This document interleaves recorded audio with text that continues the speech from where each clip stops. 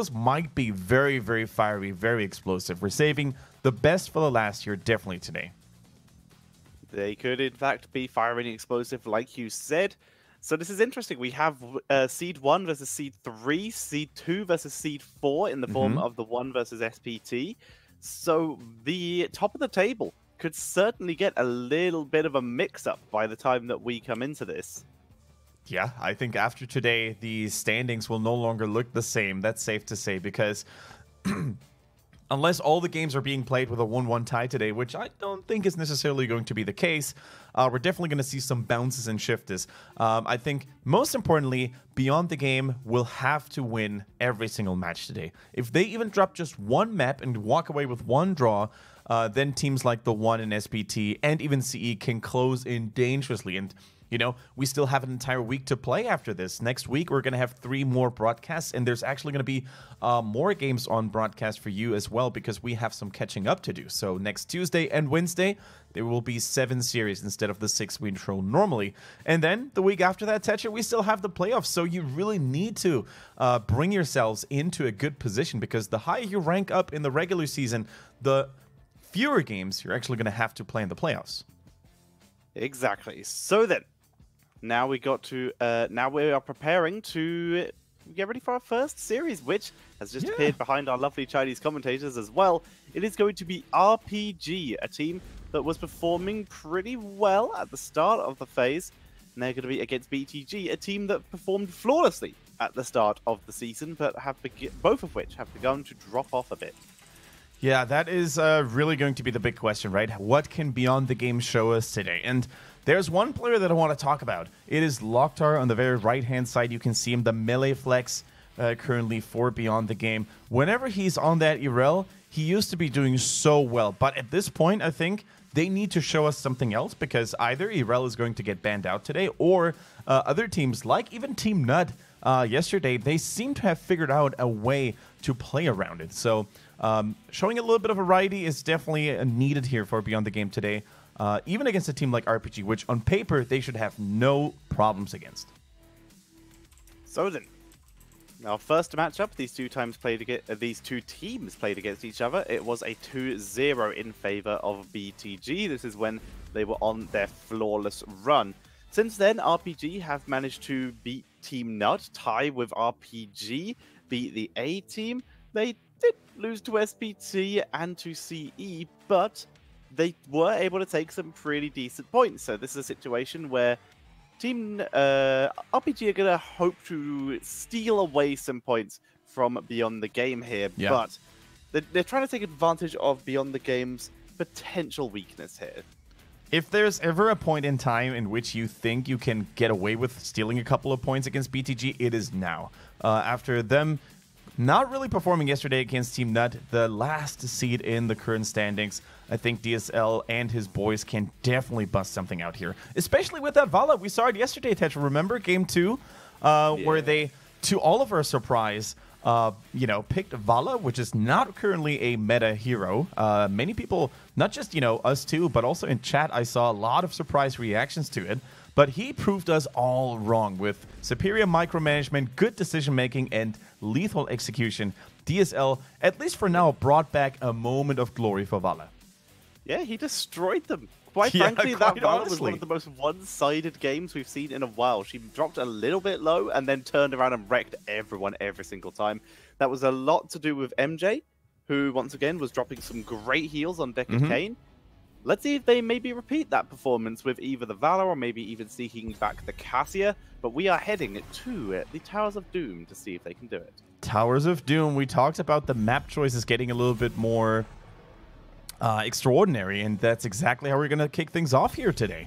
Towers of Doom is by no means a go-to choice here. Normally, when we talk about China and their map preferences, it's usually Sky Temple that we see a lot, Battlefield of Eternity here and there.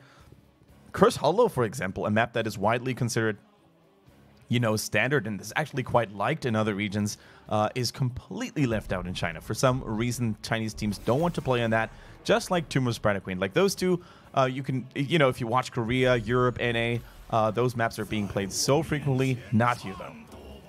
Diablo makes it in for once, with Whitemane being a target ban from Beyond the Game. It allows a Yorel being banned by RPG is very interesting. That is crazy.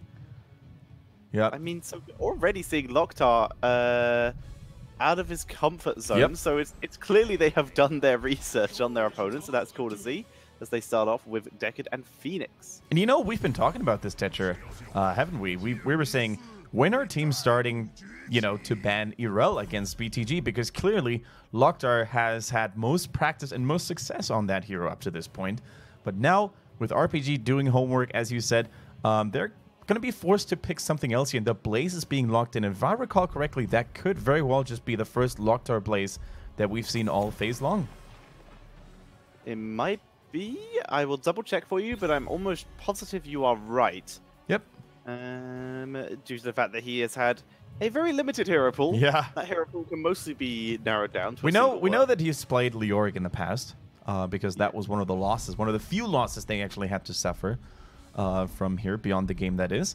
Now, banning-wise, we see a Jaina ban now coming in there as well, whether that's, you know, to shut down Beyond the Game's battle plans or to just prevent DSL from picking it, that remains to be seen. The Kasia coming in here as the respect ban, the comfort ban as well against DSL. So 2 assassins already, you know, of his arsenal being taken out, but he's got that Vala. Keep an eye out for that. I think it's safe to say that Pa, once again for BTG, sorry, for RPG, is going to play that Phoenix. That has been his go-to pick up to this point. 73% win rate for Phoenix coming Wow. in here. There's going to be a Sergeant Hammer, another DSL pick, and Leoric taken to counter the Blaze. You are correct, by the way. This is a first Loktar Blaze, as he has only played a grand total of 4 heroes since he has swapped roles, and those are Dahaka, Thrall, Leoric, and Yorel. Yorel has literally been played over double all of the other heroes combined. Wow. Yeah, I mean, that's basically, you know, that's been the course of this phase up to this point. Whenever Yorel was available, they didn't even hesitate. They picked it up immediately, super early, to guarantee a stable and strong frontline flex. Now, what are we going to see here? That is a lot of burst damage if applied correctly. With a Greymane, with that Li Ming as well. You know, if any of those stun chains end up hitting, initiated by Diablo or Blaze preferably, then if Greymane and Li Ming lock on the same target, unload all of their damage at the same time, I think that is going to be very, very scary for RPG, who only have a Decker Cane, and there's only so much one potion can do. And I think they realize the scary amount of damage here, and they pull in a Tyrael with Sanctification and Righteousness shields. That is going to be softening the blows at least a little bit. Yeah, the double protection. Tyrael also does still offer slow, so we can empower that Phoenix too. So I do like the Tyrael. Like he said, it can block a lot of this poke damage, high mobility, incredible interruption onto the Towers of Doom, onto the Altar channel, sorry. So it's gonna be interesting to see how effectively this works, and also how RPG are going to be able to pick up kills, as they do not have a hard engage unless we see Tyrael going into a Judgment. Otherwise, they're going to have to be relying on Entomb, which is never going to catch Li Ming, and there's a pretty good chance that Greymane will be able to escape as well.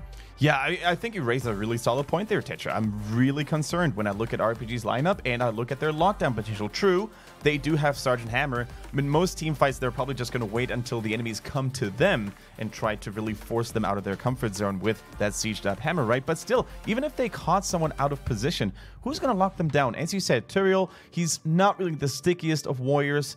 Then we have Leoric, and China just doesn't pick Entomb for some weird reason. We've been saying it so many times, and for that reason, I think Leoric traditionally hasn't really been doing well in China in general. So, yeah, what are they going to do in that regard? But in terms of just raw defense and raw protection, I think they're looking mighty solid against all that burst damage that BTG has assembled here. Looks like we are ready to go, ladies and gentlemen, with our first series of the day. And it is going to be on Towers of Doom, RPG versus Beyond the Game, 2 Electric Boogaloo. And seeing them on the left-hand side in the blue trunks, it is going to be this series' slight underdog RPG, the rocket-propelled grenades with Free Show, MJ, Pa, C, and DSL there. And on the right, it is our #1 seed, Beyond the Game, with 619, LLK, Druid, Dancing, and Loktar.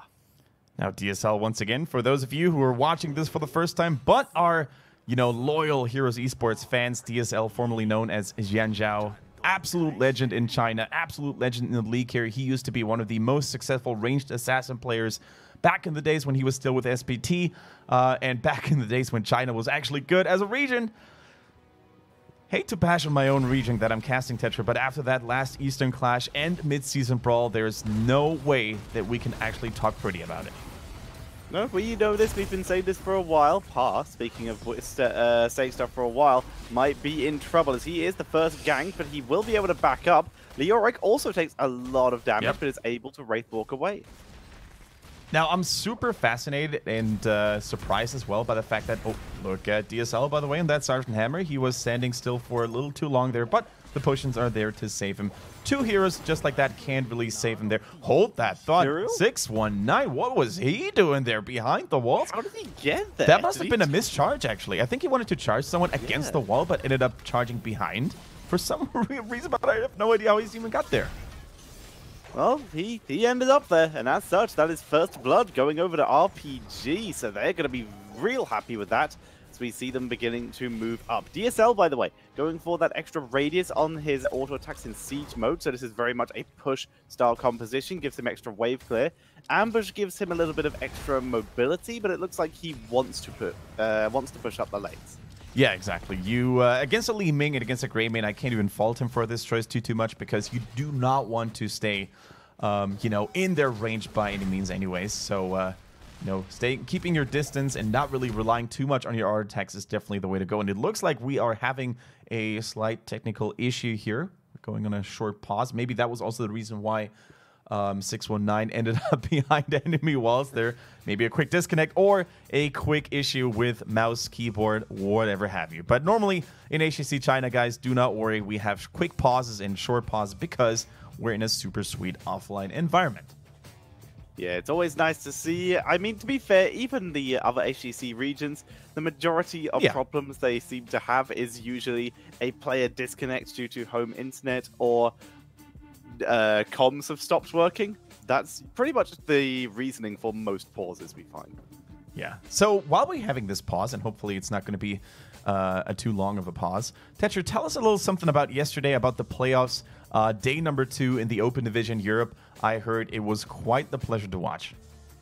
It was very interesting to watch indeed. We had some pretty fun matchups to begin with, but it went about the way we predicted. In fact, exactly how anyone who looked at just the stats would have predicted, with our #1 seed, ePunks, already being qualified for the Crucible by winning the upper bracket final of best-of-5 in a 3-0 fashion. And our #2 and #3 seeded teams are the teams in the lower bracket, with School Support going up against the Holy Bananas. These two will be competing tonight to see which team will have the privilege to play against ePunks in a best-of-7 to see which team will gain the right to choose their opponent at the Crucible. As an Open Division expert, Tetra, do you have any personal favorites coming into this third and final day of the playoffs? Both teams look really good. I mean, ePunks, I'm pretty sure anyone looking at the stats can see that they are the clear favorite to win.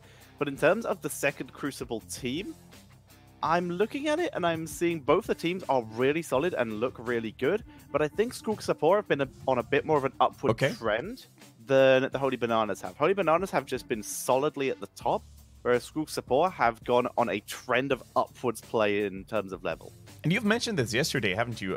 No one in the European Open Division, I think in every Open Division around the globe, has yet been this successful as the ePunks with such a dominating streak, winning how many cups out of 6 out of 7? I was going to say 7 out of 8, but it's 6 out of 7, man. That's just crazy. Even in America, Scythe Esports, by the way, Free Show died. Even in America, Scythe Esports only got 5 out of 7 cups, and they have potentially the most dominant team that they have seen in a while.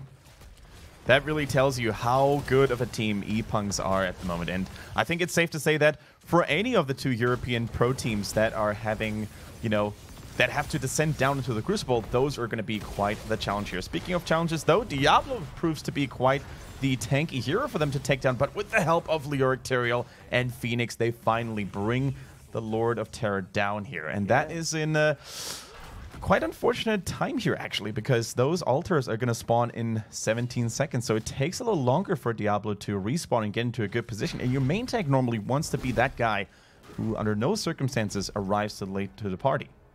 He's on the way now with 8 seconds to go. It should take him about 9 seconds to get across the map. So he should actually arrive within pretty much perfect timing to contest this middle area. He is actually going to be a little bit late. So as such, C trying to zone out. Dancing will get the first delay though, and MJ actually takes a fair amount of damage. Diablo immediately dives onto DSL, who decides not to care and just sits completely still, but Li Ming is beginning to drop that damage. Seeker could be picked up at level 7 for Li Ming here to continue that harassment. Really good potions here, by the way, by MJ, by Decker Kane, but it looks like BTG is very much committed to taking this altar. 5 members assembled. Nobody's been bothering to split push at this point. Locktar in a lot of danger zone here, with Locktar actually taking a lot of damage from Leoric and the Drain Hope. A great rotation from Free Show, but the abundance is just too good as BTG are holding the line. Par getting zoned away here. C is pretty much giving his life here to try and get the kill. Actually, he will smite. Nice kill by LLK.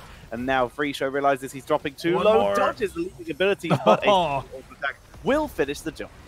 Is Li Ming going to get away here? Gets a little bit of health back because of that dominance here at level 4, and that was a good fight for Beyond the Game to take. RPG was getting so close to shutting down some of the heroes, especially Blaze and Li Ming dropped very, very low here. But in the end, all that matters is the result, and the result was BTG takes 2 altars, whereas their opponents from RPG only got 1. However, Tetra, I do want to say this. These fights already start to look super clutch. RPG is definitely on the right way, on the right path here to maybe crack the defenses of Beyond the Game if they continue to do like that. Damage coming in onto C, who is able to flee without taking too much damage. DSL, though, continuing to eat all these Li Ming shots. She didn't even go for Seeker or anything like that to put on extra pressure, sticking with a more standard build. Who can blame her? It's working fine at the moment. She's just fighting over the angles, and they seem to be very happy to take the extended fights because the abundances coming in from Alex Strauser are just winning them every engagement. Yeah, and Li Ming, you know, has become Chromie 2.0, if you will. Ever since Chromie was changed and nerfed in the most recent balance updates, there's no longer this long-distance artillery-style poker. And Li Ming, although she doesn't have the range of Chromie, certainly has the damage needed to pop targets just like that. Sergeant Hammer TSL finally has to say goodbye. He escaped a couple of those combos, but this time, his health was not looking good enough. Nice timing coming in here. Locktar will go down to Free Show. So a little bit of XP gained there by RPG, who is still holding pretty even. They're a little bit behind. Yeah. But yeah, DSL, that was actually a really nice engage by 619. He waited for the perfect timing, trying to position himself so that he would hit his hammer into a wall. The second siege tactics ended. So very cool play here. All right, and we brought this topic up quite many times yesterday and the week before.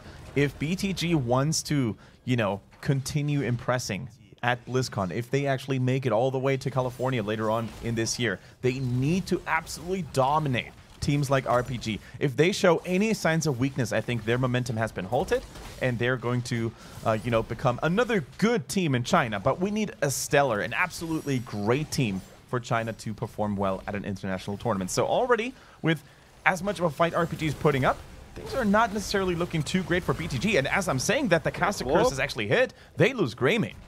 Nicely done, killing Greymane in the time that the Dragon Queen was channeling, so they were able to get that quick blow up. And now Hammer beginning to move forward. Look at that extra movement speed she's getting from Tyrael. Yeah. Giving so much extra attack mobility speed too. And harassment. The attack speed as well, like you said. We are going to see sanctification as well as the March of the Black King. Is their engagement just Deckard Kane? Because that's what it looks like right now. I'm really glad you brought up this synergy between Smite, the level 7 talent of Tyrael, which gives Sergeant Hammer even more movement speed and attack speed, because that looks so cool. I mean, Sergeant Hammer is still not going to be able to dodge Li Ming combos just like that. However, it really gives her the edge when it comes to, you know, just getting those extra attacks in to keep their opponents at bay. Look at DSL, how quickly and speedy he becomes. Trying to micro forward, Diablo goes deep. Here's a quick siege tactics. And even with the Cursed Bullet, DSL able to back out of there, and that is the joy of it. Siege Tactics are really good ability. If you don't fully lock down Sergeant Hammer, then she just boosts away. Yep, and things are only going to get worse here for BTG because Tyrael actually hasn't even reached his full potential yet. After level 13 with Holy Ground, he can easily steal any of those Merc camps. Doesn't even seem to need it though because BTG has yet been caught again on the back foot. Another camp stolen away with Cleansing Flame being burned here. RPG, they're suddenly showing up once they have these level 10s online and they're just picking up objective after objective. They've evened up the core health right now on 32 each, and these sappers will finish off that last remaining tower. It's DSL slowly creeping forward. He's got potions, he's got Tyrael, he has so much protection. And Tetra, remember, we were starting to get a little worried when we talked about the lockdown potential of RPG, right? They don't have this Diablo Muradin initiation. They don't have the stuns necessary to necessarily find a target on the side of BTG, but they don't even need it. They don't even require anyone to lock someone down because BTG up to this point, they're just getting pushed back every single time. Diablo tries to make an engage happen, gets pushed back immediately. I guess if the objective is just to, well, win the objective, and you can disengage whenever you feel like, which is kind of what they can do here, then I guess you just don't need hard engage. You can just hold the line here. You just see free show bodying. They trade 1 for 1. They're happy with that.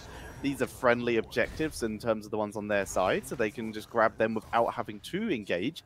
So they're very happy just to fight over the neutral objectives with a slow crawling style, thanks to this Siege Hammer, who will use Siege Tactics to escape once again. And it's working for them. They're happy just to trade evenly until they get a good position. Although a nice blow up with dancing onto that Leoric. And now they move on to Tyrael, who is able to just tank through this hammer, though, taken out by the Lightning Breath. Yeah, I think RPG for a quick moment here thought they could fight back because many cooldowns had been used to kill Leoric in the first place, but it looks like they were a little too split around here. You could see Phoenix arriving from a weird angle, did get a decent purification salvo off here, but in the end it was just BTG fully grouped up, and when they're actually having that good engage angle with Li Ming, with Greymane, even a Leoric, even a Tyrael really needs to be in their tippy toes. So yeah, finally a good catch by the side of Beyond the Game, and they're immediately going to capitalize on that. They're trying to take down the Bell Tower, so the Mercenaries will actually pose a serious threat to the core. That's good. Deckard's already in position, throwing down a lot of potions for Sergeant Hammer. Extra attack speed from Tyrael. And they do need to back part up. He is a little bit more gankable than someone like Leoric here, who I don't think spotted dancing. Now he will.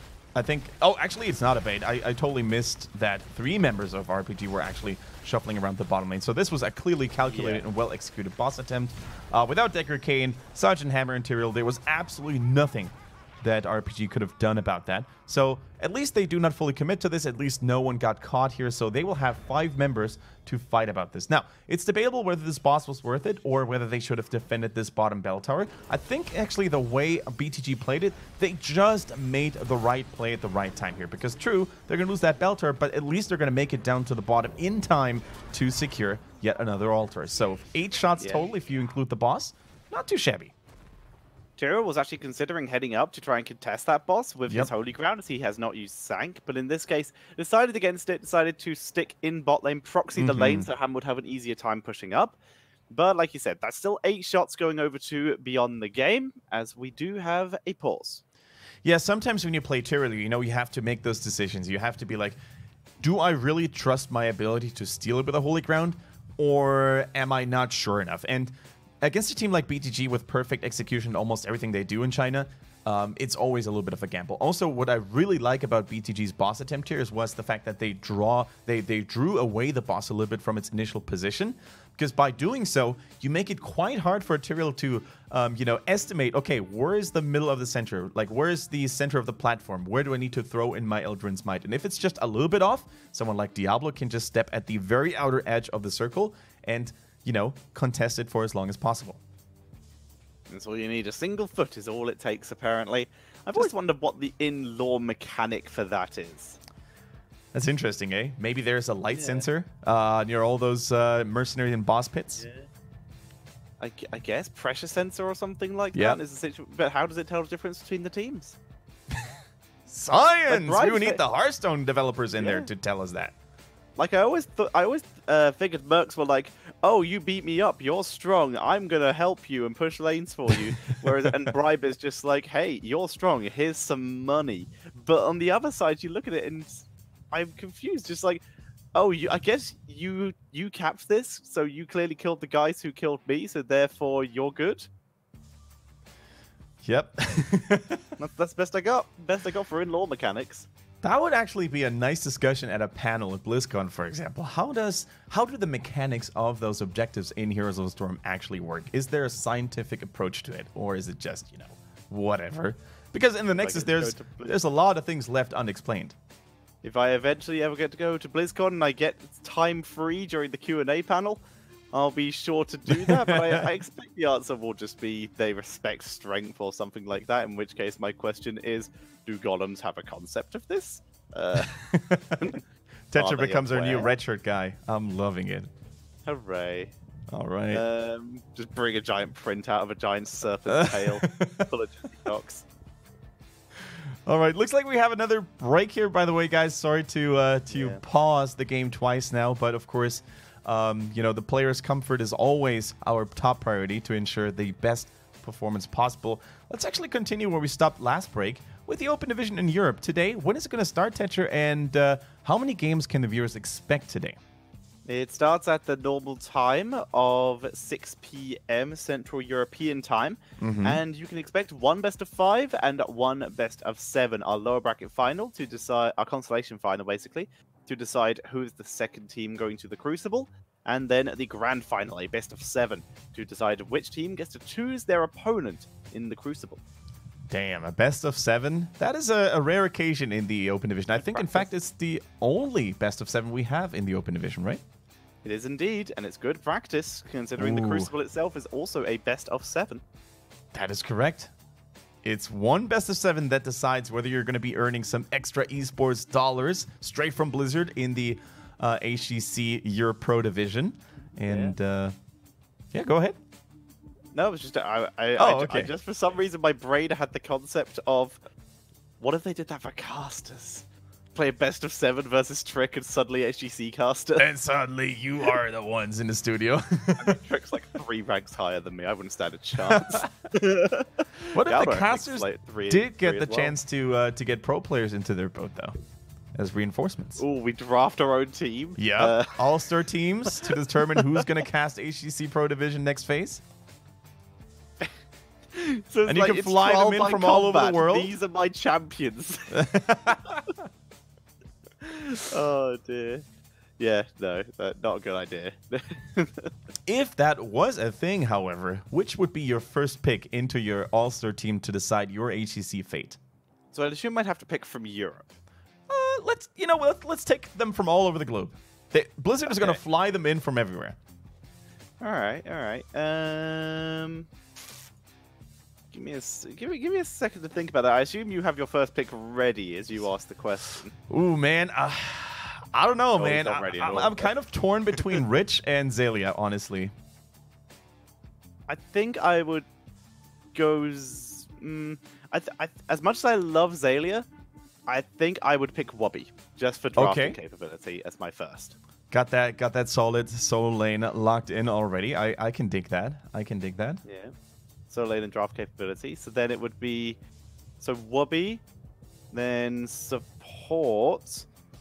I too would be happy with Xaylia. I wouldn't have too much issue with that. Let's actually make a transition over to China, and let's say in that match you would have to have at least one Chinese player in there. Who would it be?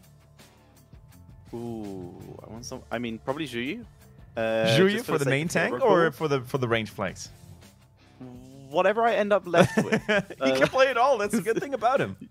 Exactly. He's got that flexibility with him. Yeah. So, yeah, I think that would be pretty good. So bring in Zhuyu, and then not sure what else. I mean, I've got support. I've got a offlaner.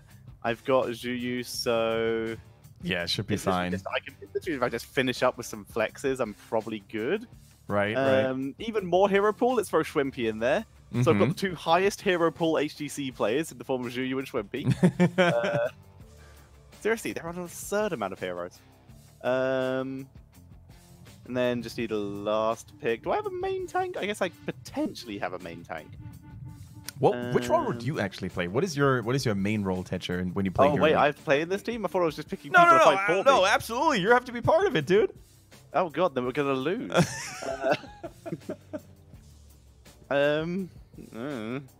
I guess it would probably have to be main tank so that I have at least a chance of surviving getting hard engaged on, because I would be out of position a lot. All right, just giving some targeted. So yeah, there we go. I've made a comp. Hooray! Seems good. Seems like a good comp too. I just gave some feedback to our Chinese production crew because I was complaining a little bit about the volume earlier. It was exceptionally quiet today for some reason, but they turned it up a little bit, so that's good. Yeah, now it'd be fixed. So yeah, we are still waiting for the continuation of our first game of the day.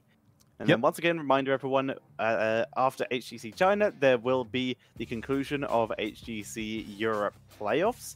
And, of course, the conclusion of the HGC North America playoffs after that. So that'll be fun. We already know that Lalba will have the chance to, once again, escape his fate of flipping burgers for Max, not McDonald's. Got to keep your memes up to date. Max is delicious. I do like Max. Always gonna want to go to Sweden. But you would rather flip enemy heroes than flipping burgers. Absolutely. Yeah. God, they need like a burger flip skin for Garrosh. For Diablo as well. Both of them actually had amazing ones. And both Lalba heroes. Yeah, exactly. Alright then, we're back involved. We see that extra move speed, Sergeant Hammer, quick shield from Tyrael with the Justice for All. It's nice to be back in the game.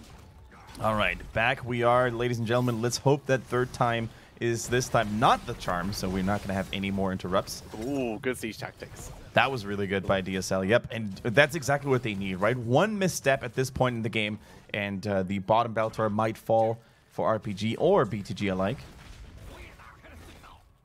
You can see shots coming in onto Free Show. Dancing. Quite literally dancing back, not going to take too much damage. Going to be a triple cap here. So who is going for what? We will likely see Phoenix or Leoric focusing on top. Looks like it's going to be Phoenix, as Leoric might want to rotate down to the rest of the team. As we see an aggressive move forward by BTG. They want to try and take positioning in advance. Sanctification having to be used to tank through. As here comes Stay a While and Listen. Leoric moving forward as well. Free Show applying that ominous ray. Beautiful Holy Ground as they focus onto LLK, but we see Cleansing Flame getting some really good value, but they still pick up the kill. Absolutely incredible. So much damage onto Grayman. He was just not able to retreat to safety here. The Decker Cane in particular. First with that Stay a While and Listen, and then with the Sapphire Cube. So much slowing potential available there, and they just couldn't really seem to escape. BTG, that is.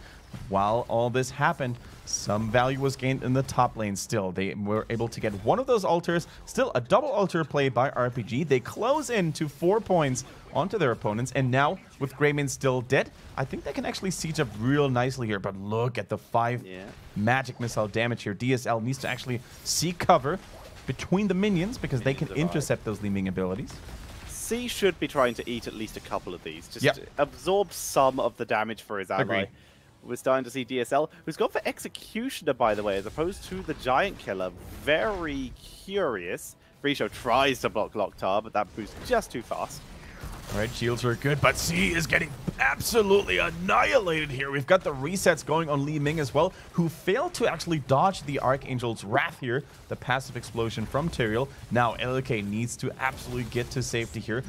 Druid drops a good salvo. LLK, though, interrupted by Diablo. Good play by 619, who unfortunately ends up giving his life in the process, though.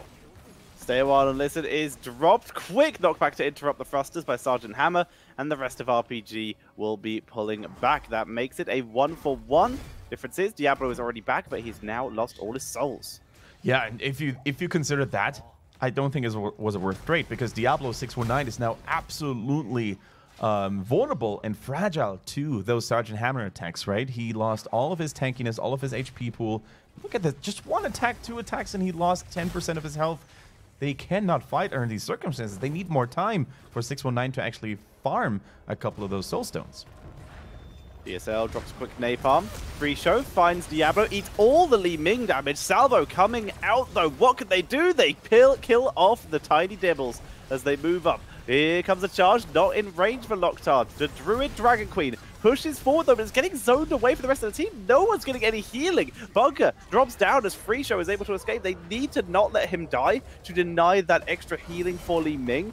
Instead though, Dragon Queen expires, or no, doesn't expire yet. Oh, the Holy Ground. Flame here. The Holy Ground is good. It doesn't actually prevent the cap from being interrupted though, as stay on and listen to kill off Locktar. So good here. They get another kill RPG. That is, they were already able to get the altar there as well, but Li Ming gets a couple of good resets in there. Ends up almost falling though in the process. They need to be super careful. 2 assassins all by themselves can't achieve anything against that combo by RPG. And I think, Tetcher, the main issue for Beyond the Game right now is the fact that they seem to look for these fights without Locktar all the time. Whether it's Locktar still stuck in the top lane soaking, whether it's Locktar busy capturing an altar, they really need to sync their battle plans a little bit better, because you need the Blaze in there. You need those bunkers to prevent the damage from Sergeant Hammer.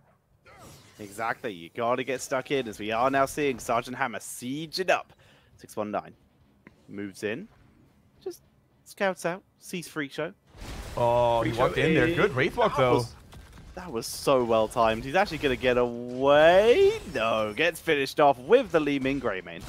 You gotta admire the lightning reflexes though, because he was able to dodge the first initial Diablo stun immediately, and they were actually the ones who had vision on him, not vice versa. So good reaction by Lyric, but still that was not enough to keep him safe for now. And every hero kill matters now for Beyond the Game, because every hero kill gives them way more soul stones than farming just minions in the long run. I shouldn't say more, but additional and much needed souls for Diablo to get back on the tanking train.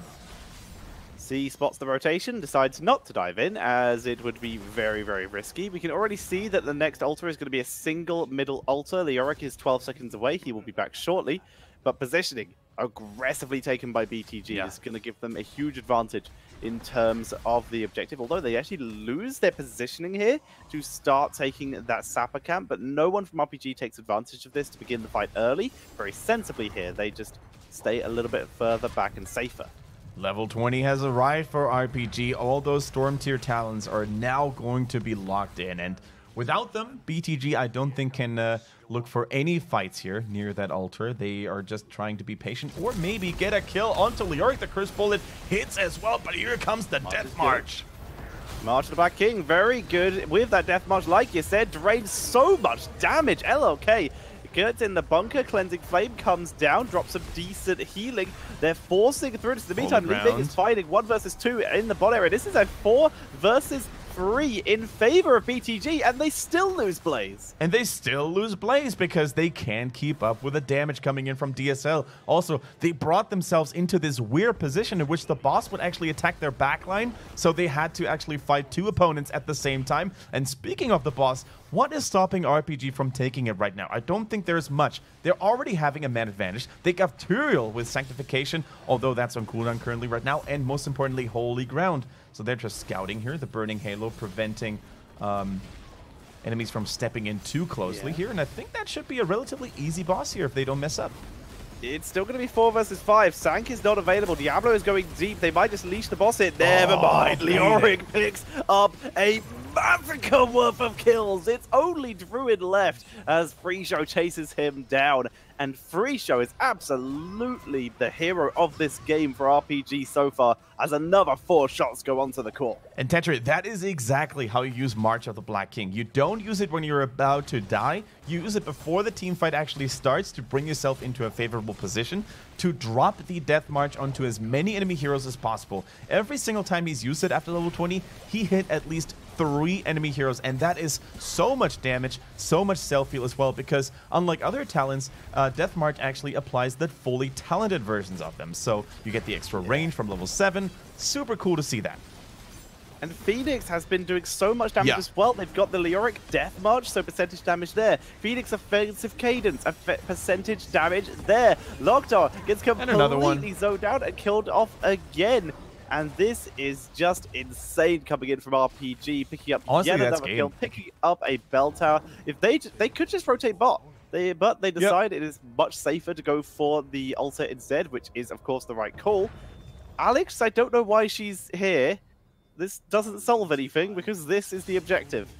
They could even pop the sanctification. There we go. They're doing it, and they're channeling it all the way to the end, finishing that game in style, ladies and gentlemen. Similar to a Uther Divine Shield, you can pop sanctification, and after a short channeling process already initiated, you can channel it all the way through. No one could stop it, not even the Dread Lord. The Lord of Terror, excuse me, the Demon Lord of Terror himself. And Tetra, what do we say about this game? Strong performance by RPG, but more so, I think,